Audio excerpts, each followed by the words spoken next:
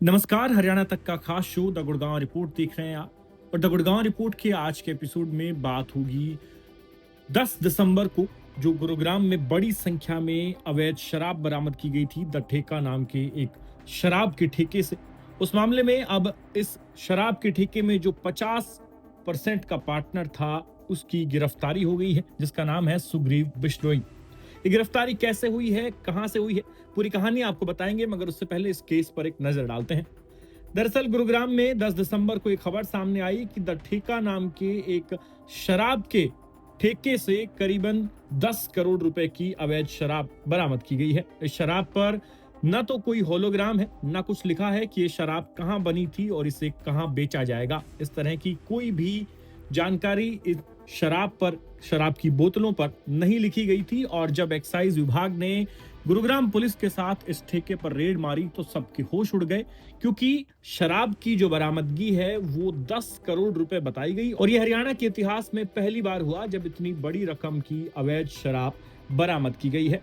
Gurugram police ने इस red के बाद जो जानकारी मीडिया के सामने साझा की, उसमें बताया था कि सिग्नेचर टावर स्थित शराब की दुकान पर तलाशी ली गई और 2 कमरों से अवैध विदेशी शराब, इंपोर्टेड वाइन की कुल 3,921 पेटियां और 176 बोतलें बरामद की गई थी।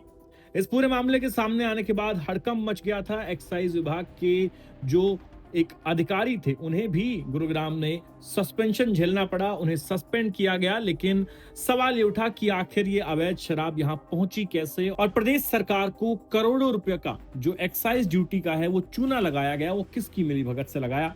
तो इस मामले में अब तलाश थी उन शराब के ठेकेदारों की जिनके पास ये ठेका था और जो इस शराब ठेके में हिस्सेदार हैं। अब इस मामले में सुग्रीव बिश्नोई, जो कि 50% का पार्टनर है, उसकी गिरफ्तारी दिल्ली एयरपोर्ट से हुई है। और जैसे ही ये शराब के ठेके पर रेड हुई, उसके बाद पुलिस एक्टिव हुई, तो 11 तारीख को ये सुग्रीव बिश्नोई इंडोनेशिया के बाली शहर में पहुंच गया, यानी ये इंडिया से भाग गया था पुलिस की गिरफ्त से बचने के लिए। और 23 तारीख को ये वापस लौटा है और इसे दिल्ली एयरपोर्ट से गिरफ्तार किया गया है। सुग्रीव बिश्नोई आपको अपनी स्क्रीन पर इस वक्त नजर आ रहा है। इसकी उम्र 41 साल है और इसका गांव नढोडी है, जो कि फतेहाबाद जिले में पड़ता है। सुग्रीव बिश्नोई द ठेका नाम के इस शराब के ठेके में 50% का हिस्सेदार है।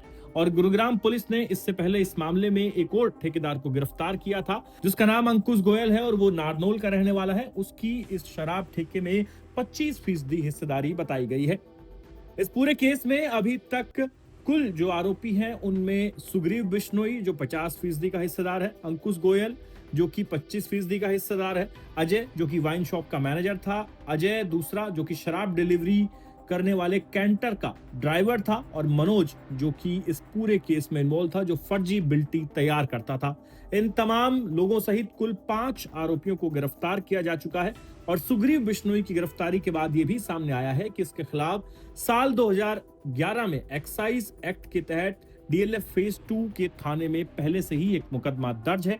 और अब ये दूसरा बड़ा मौका था जब इसने प्रदेश सरकार को करोड़ों रुपए की चपत लगाई और बिना होलोग्राम, बिना ट्रैक एंड ट्रेस स्ट्रिप्स वाली जो शराब है वो इकट्ठा की थी।